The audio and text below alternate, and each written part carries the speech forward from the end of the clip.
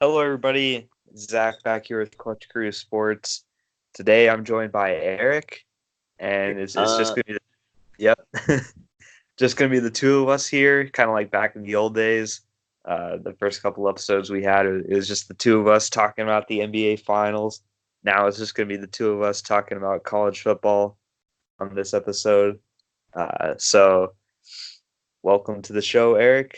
I Thank know you, it's man. pretty late, but Yeah, a little late.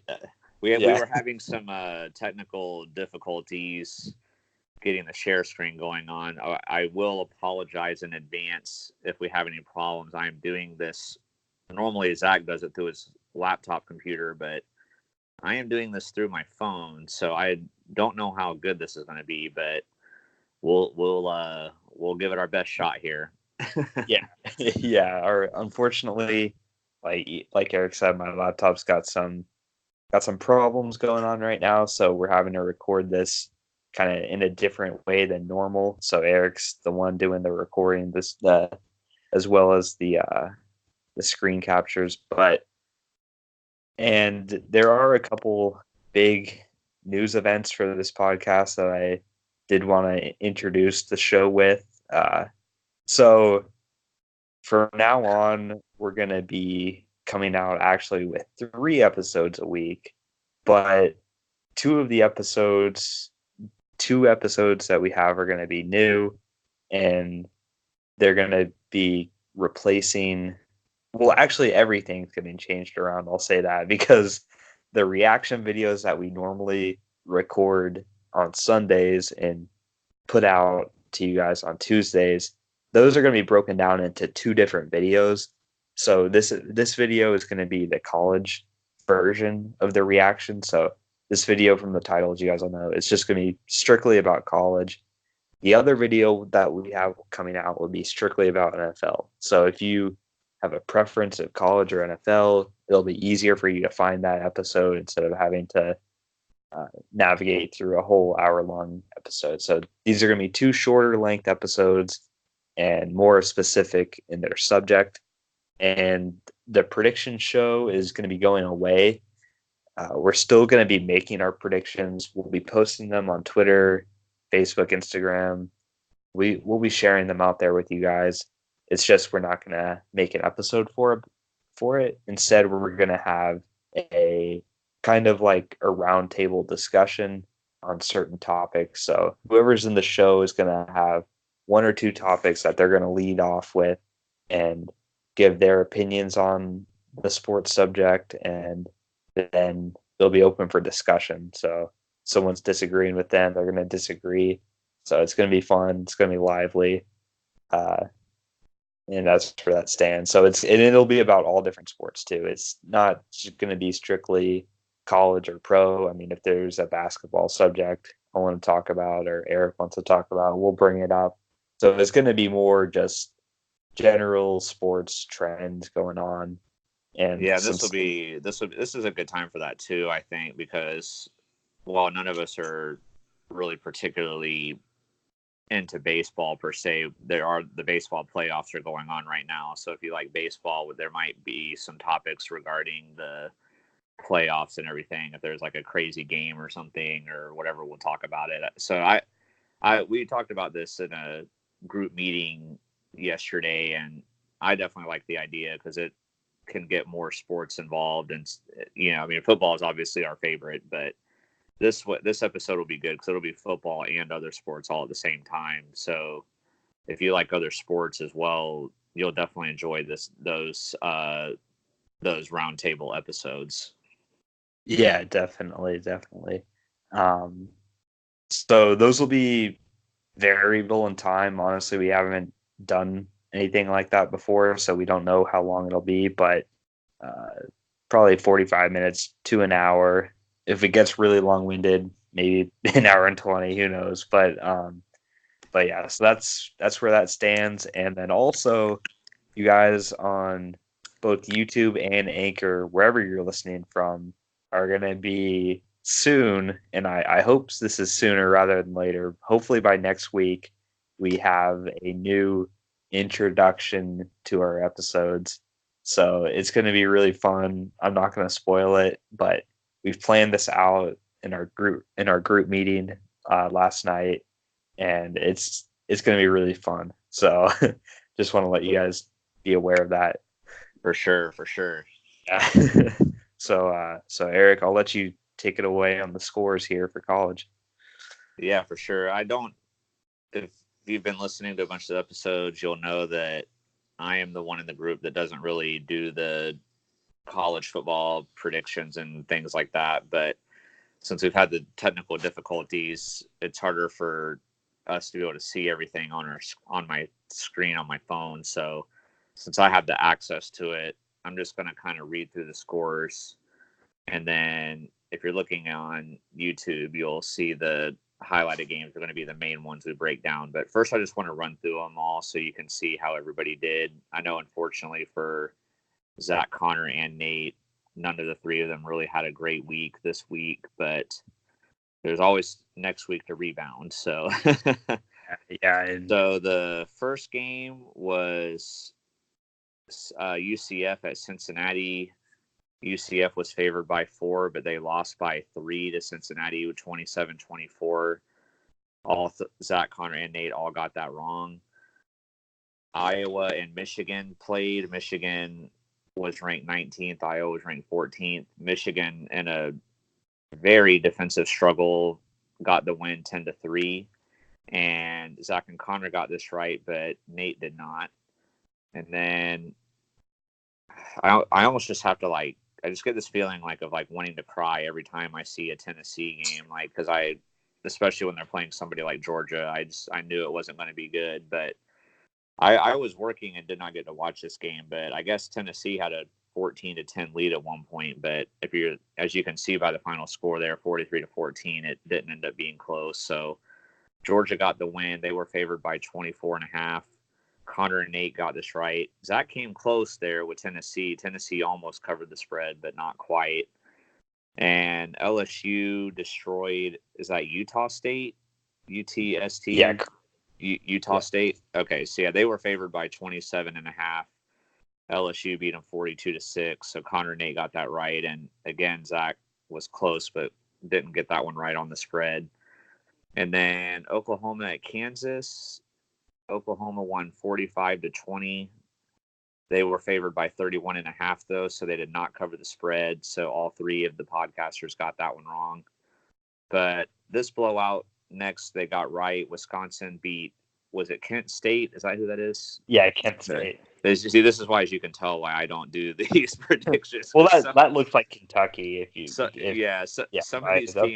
Some of these teams I don't even know who they are. Yeah, that's fine. That's why I stay out of these. But yeah, so Wisconsin was favored by 36. They won 48-0 in the shutout. They were very dominant in that game. And then Purdue at Penn State.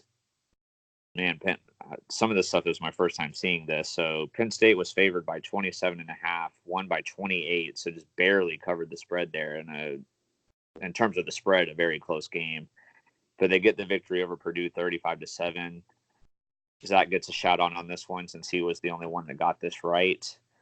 And then, Zach, I don't know if you're going to want to talk about this one later because of after your rant last week. But Texas Tech redeemed themselves, favored to lose by 10 to Oklahoma State, but instead they win by 10, 45-35. All three of the podcasters picked Oklahoma State. And after Zach's rant last week about Texas Tech, I think I influenced them too. Honestly, I think I did. They had to listen to it. They tuned in for sure. But after Zach's rant about them last week, if I was predicting this, I would have predicted Oklahoma State as well. And then this game, I know this one we'll get to in a little bit. Auburn was favored by 3 over 7th ranked over 10th ranked Florida, but they lose 24-13 on the road. And I have to give Nate a shout out on this one because he was the only one that got this right. And Florida not only covered the spread, but won the game outright. Shout out to my friend Alan Poovey, who's a Gators fan, even though I hate the Gators with every fiber of my being. I'll give him credit where credit's due. And then is that Bowling Green there in the next game against Notre Dame? Yeah. Okay, so Notre Dame was favored by 45.5.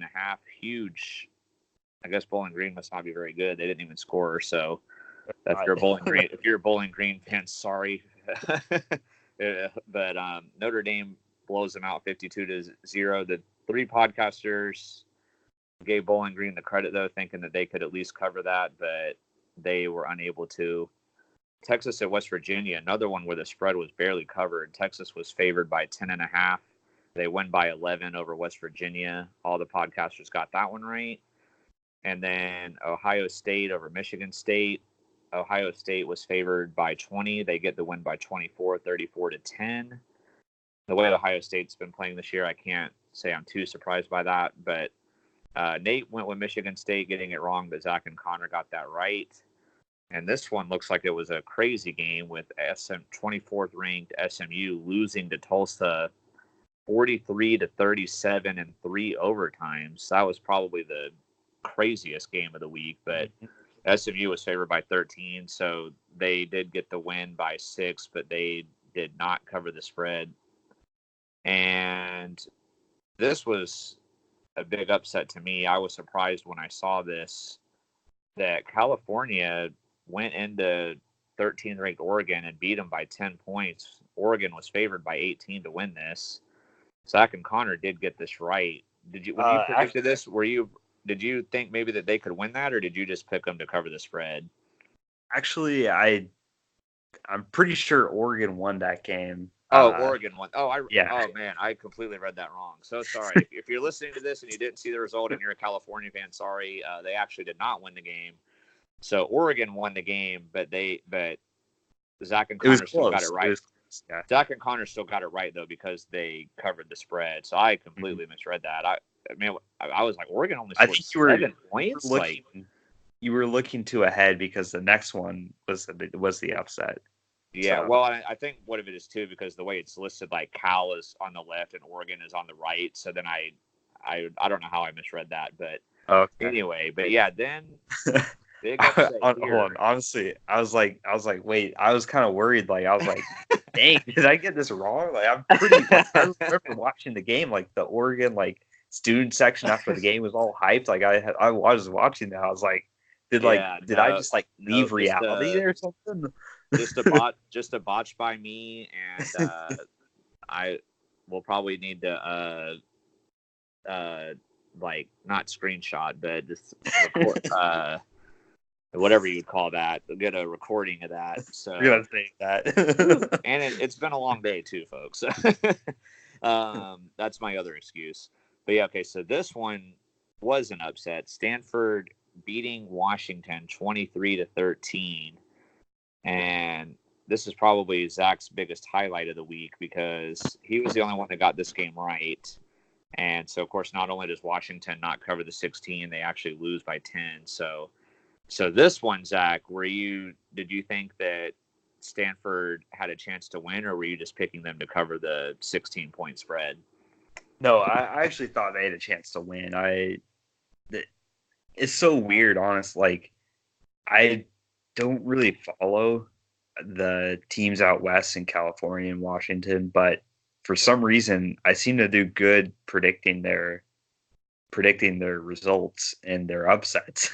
So this was one that I did a little bit of research on it, and I like Stanford coming into this. I didn't think they'd win by 10. I thought it was going to be close, and I wouldn't have been shocked if Washington had won, but I definitely gave Stanford a lot of credit, and the 16 points was too much for me to not take Stanford. So yeah, man. Well, congratulations on that one. And then the last of the top 25 games was Boise State at UNLV. Boise State was favored by 23. They got the win 38-13. So another pretty close one with the spread here. They covered it by 2 points. All three of the podcasters got that right.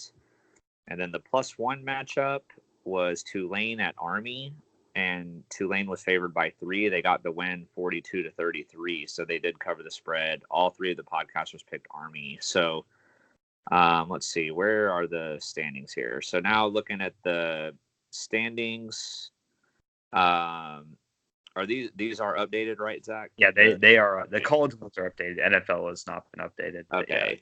So with the NCAA games now, Zach is 56-43. He's 57% with his winning percentage. Connor is 55-44, one game behind with a 56%. Nate had his worst week of the week, unfortunately, I believe, and it dropped him to below 500 at 47-52. But Nate, don't feel bad about this because I guarantee you that if I was playing, my percentage would be worse. So at least take that as a consolation. So now we'll go into the games that we were going to talk about here. I guess first we can do the Georgia Tennessee game because Zach, you watched this. I was at work while this was going on, so I didn't see anything of it. So I'm just going to kind of let you have the floor here, and then I'll let you transition as well. I'm going to give you the floor on this one. Yeah. So I watched this game, and like all the Tennessee fans, I didn't really come into this game with the expectation to win. I mean, obviously, like we're all of us Tennessee fans are still clinging on to that Josh Dobbs Hail Mary throw against Georgia a couple of years ago in Athens. That was the last of our success. Really, everything went downhill after that game. So I was like hoping like for another crazy game like that where we would end up on top. And then actually the first half, Tennessee was, I'd say actually they were outplaying Georgia. I think Georgia had a couple points lead, but Tennessee was right there with them. I mean, it was kind of shocking, but the new quarterback I like a lot better than Garantano. I'm not sure. He took a vicious hit late in the game and ended up causing a fumble, and Georgia scooped and scored. If it wasn't for that, I would have covered the spread. So I'm mad about that. But I mean, he took a vicious shot. I don't know his availability, what it'll be like, but assuming he's ready to go, I definitely think he's the future. I mean, he's a true freshman, and he looked good out there. I mean, Tennessee's got some weapons on the wide receiver end. It's just their offensive line is so bad. I mean, Trey Smith went down, I think, a couple times in that game. So who knows what? I mean, he might be. I was honestly shocked to even see him out there, but he's just been constantly getting injured. And of course, he's their best offensive lineman. So when your best offensive lineman's getting injured and everything, and the rest aren't good, and Georgia's got a great defensive line, it's set up for disaster. But as bad as the score looks, I still think this is a positive for Tennessee, considering how almost all their, the game against Florida wasn't even close. I don't think the Alabama game is going to be close. So this was probably our best shot at having a big upset win. But unfortunately, they couldn't get it done. But I don't think anybody expected them to. But the main thing is the quarterback. He's given them hope. I'll say that. And then on the Georgia side of it, I feel like Georgia should have won by more. I think they kind of came into this kind of confident that they would just roll over Tennessee, and Tennessee was frustrating them the first half. I mean, Tennessee was getting under Georgia players' skins. Georgia players were having late shots on the quarterback and personal fouls and everything. I mean, you could tell like the crowd was really a factor and everything. So Georgia kind of lost their momentum. They didn't play like Georgia that first half, but after the first half, they played like Georgia. But they can't do that against good teams. I mean, that's to be for sure. You can't play a game like they played against Tennessee and expect to beat the powerhouses in the conference. But those are my thoughts on that game. So I agree. Yeah, just one quick comment. I mean, obviously, I didn't see any of this, so I mean, I can't say fully for sure, but I have to agree. My guess would be that Georgia just came into this way overconfident. Because I mean, they've played a good team already in Notre Dame and beat them, so it's not like Georgia hadn't played anybody good already yet or anything. So they probably, like you said, just thought they were going to steamroll us. And then when they didn't at first and at halftime, they woke up and were like, okay, I guess we have to play for real now. And then second half was a huge difference. So I definitely agree. I think I think you hit the nail on the head on that. Yeah, as painful as it is. Yeah, for sure. The difference is just so huge right now. I mean, Tennessee, it's just like seems like they're having a lot of off the field issues too this year, a lot more than normal.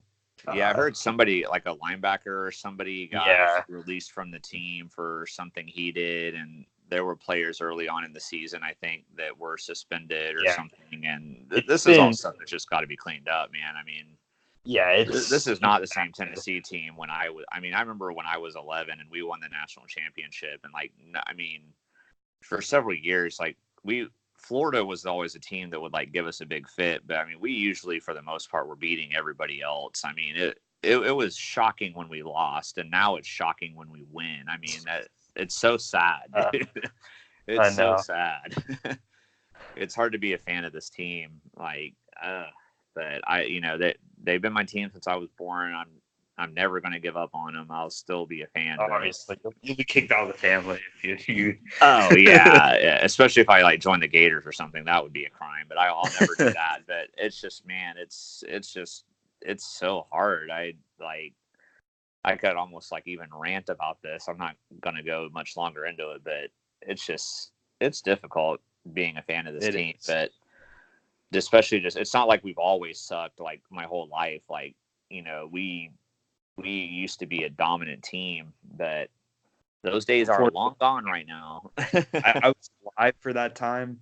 Actually, I was born in 1999, and oddly enough, that was the best year of all my favorite teams. But I was just a baby. I never saw it. I guess I was good. If you remember that, then you have a genius memory somehow. So no, I honestly the time that Tennessee beat Florida with a couple years ago. That was the only time I've ever seen them beat Florida. I know they beat them in 2004 maybe, but I was still too young for me. So all I've ever known is, I mean, this Tennessee is worse than normal, but I've still never seen a Tennessee really even compete for a SEC East, which is pretty sad. So. Yeah, it is. It is. Anyway, I guess we'll move on to the Iowa-Michigan game here. And I guess I actually did watch this game, and honestly, it was really boring to watch. Obviously, this was a defensive struggle with the final score being 10-3, but I mean, it wasn't just that the defenses were good. The offense for both teams, especially Iowa, was just not good. I mean, I posted a tweet about this. Iowa, it was either by the end of the game, it was either 6 or 7 times that they got inside of Michigan's 40-yard line, and they only scored 3 points. I mean, that's pretty bad, because usually, once you get inside the 40, I mean, that's right usually at most teams, borderline for a field goal is inside the 40. So you were essentially in field goal range 6 times and only got 1 field goal. That's terrible. I mean, that they had one drive where they got all the way down to Michigan's 20 or 25-yard line, but then they had 3 penalties in a row, and it was 1st and 30.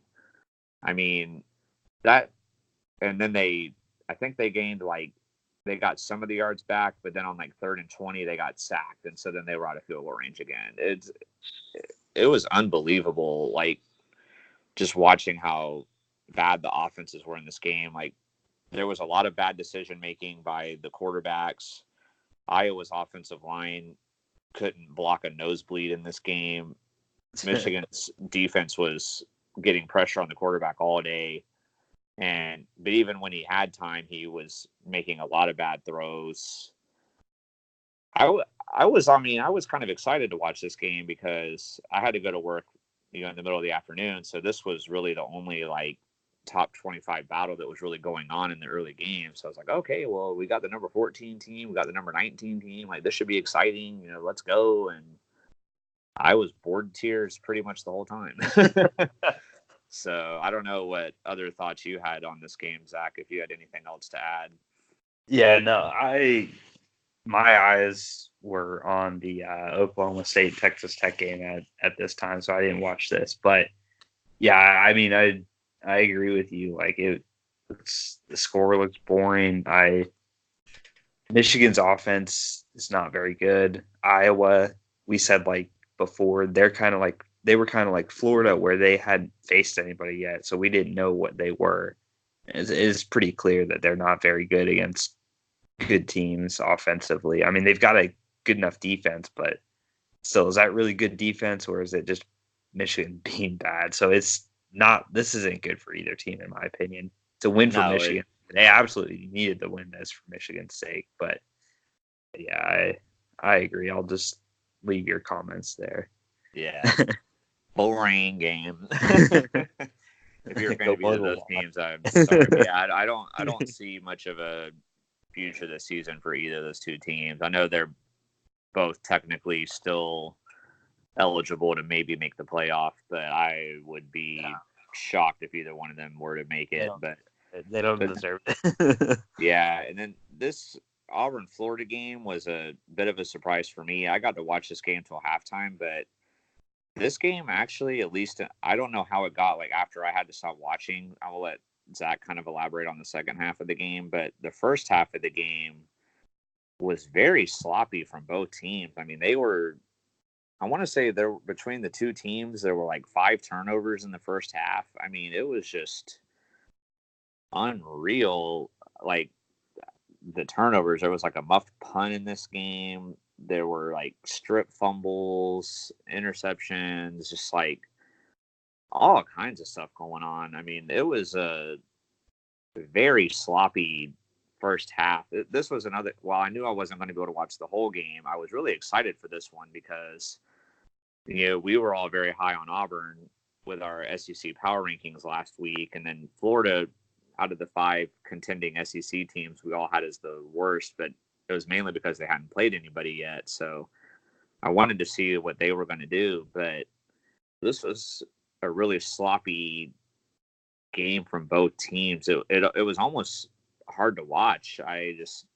It was almost like the Iowa Michigan game, except at least points were being scored off of the turnovers and stuff. But it was really sloppy. But Florida ultimately got control by when I had to stop watching. I almost said to stop broadcasting. Okay, is share screen still on? It's still it's still on. Okay, okay. You can still see it. Okay. Yeah. But yeah, so those were my thoughts from the first half, and then I know Zach, I know you saw the whole game. So what else did you take away from this game? Yeah, I agree with you with the first half.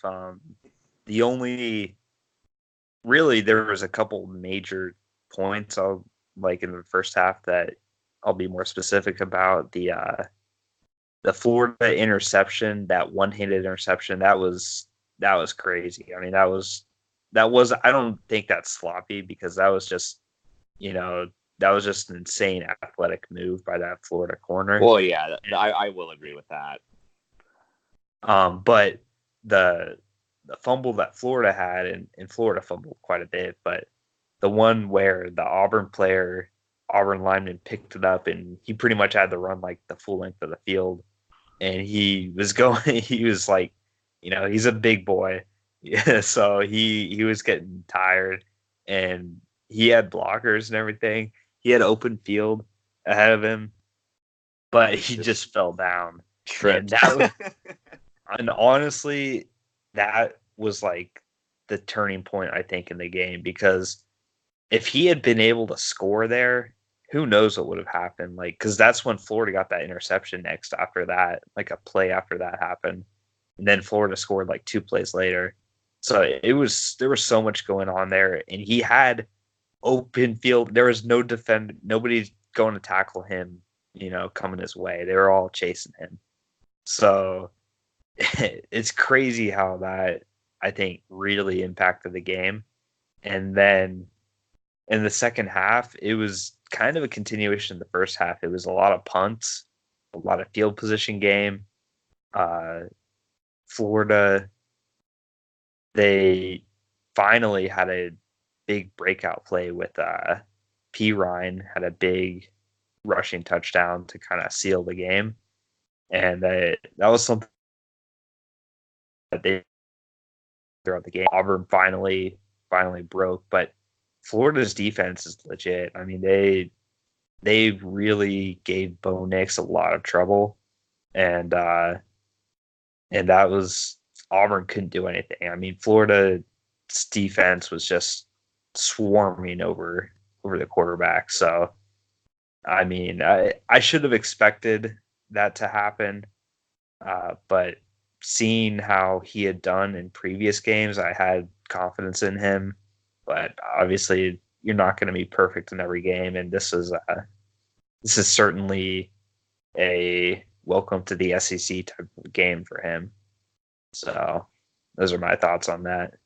Yeah, I have to give Florida's defense a big shout out too, because Auburn had throughout their first few games had just been such a dominant team on the ground with the run game, and they stuffed them for the most part, and that's what hurt Auburn. I mean, I think even though Auburn had 13 points at halftime, I saw a stat that they only had 2 first downs. The only reason why they got 6 of the points was because off of turnovers, and they were in field goal range already, and then they got their touchdown because Florida ran a fake punt for some reason, which they really didn't need to do that there. I don't know why they did that. And then so then Auburn hit like a bomb. Auburn hit like a 30-yard bomb for a touchdown on the very next play. So that was the only reason why they even got their 13 points. If it weren't for them getting the ball in such excellent field position the whole game, they might not have scored any points. I mean, so as much as I hate Florida as a Tennessee fan, I mean, I gotta give credit where credit's due for shutting down Auburn's rushing attack and for the most part really not giving up points. So, and like you said, that interception, that was insane, because it looked like the Auburn guy was open and he just like came out of the side of the screen and caught it. It was pretty amazing. So one-handed, that was. Yeah, I gotta, as much as I hate to do this, Allen, shout out to your Gators and their defense, because they were beasts in this game. So I guess the only other game I don't know if you wanted to mention, but I know you ranted on Texas Tech last week with how they did against Oklahoma and some of their coaching decisions. I don't know if you wanted to add anything about them redeeming themselves this week. Yeah, I mean, I was watching this, and I don't really care who wins this game, but I was pretty angry at Texas Tech's coaching staff, so I was going for Oklahoma State. I wanted Oklahoma State to run up the score on them and just blow Texas Tech out and make that like a hot seat or something like that. But unfortunately for me, that didn't happen.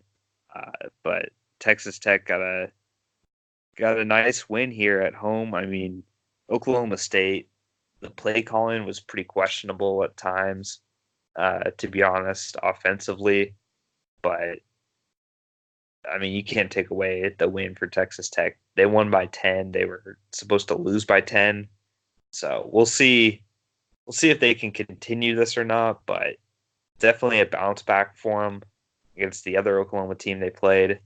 But still, I'm still, even though they won this game, I'm still not gonna forget what happened to us.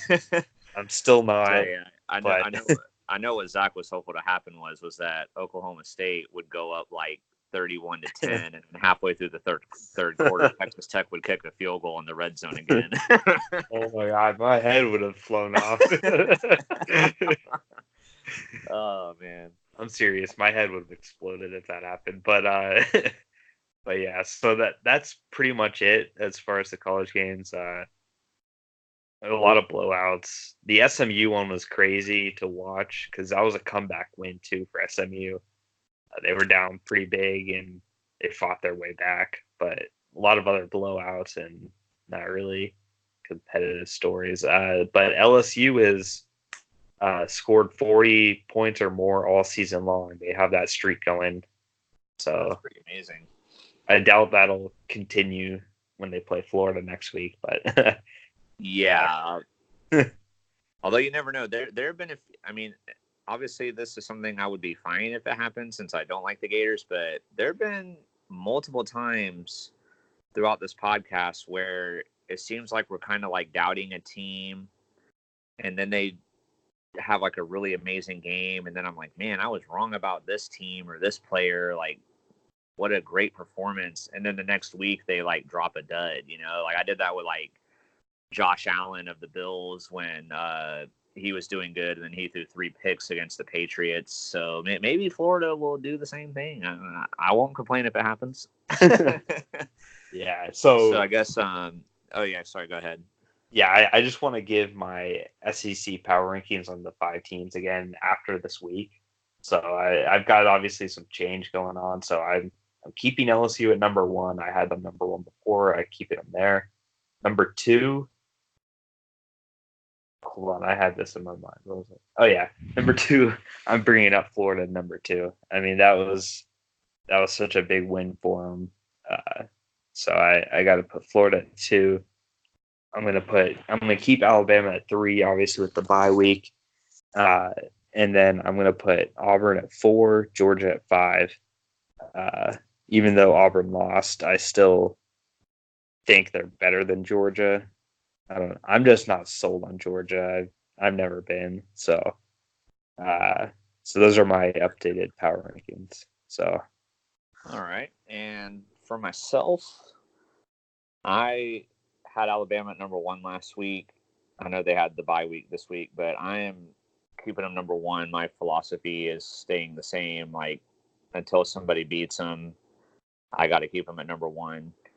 And then I'm going to have LSU at number 2. I'm going to go Florida at number 3. I thought about leapfrogging them over LSU, but their offense has just been so good. But obviously, depending on how the game goes next week with LSU and Florida, that'll be a big cause on whether I move Florida or not next week. I'm going to keep Georgia. I'm going to have Georgia at number 4. I'm not going to quite go the same route as Zach there. This was just a ugly loss for Auburn. I mean, I know they're playing Florida, who obviously is really good. It wasn't like they lost to some nobody team or something, but this was not a good performance by them in this game offensively, and I feel like teams might know how to game plan for them now. So I have a hard time, especially since they're the only one with a loss right now. I have trouble not having them at number 5. So yeah, Bama, LSU, Florida, Georgia, Auburn is my top 5. okay. Yes, sir. Yeah. Yeah, so thank you to everybody for listening. Stay tuned for our NFL episode. Will be coming out next, and it'll be a similar format to this, just a reaction or recap of the games, and we'll also share how we did with our predictions. So, spoiler alert, I did good. yeah, Eric had to say that. I had to. You'll be hearing it in the next episode too. Yes. Yeah, so take care, guys. Hope you guys have a great rest of your day, and talk to y'all later. Peace.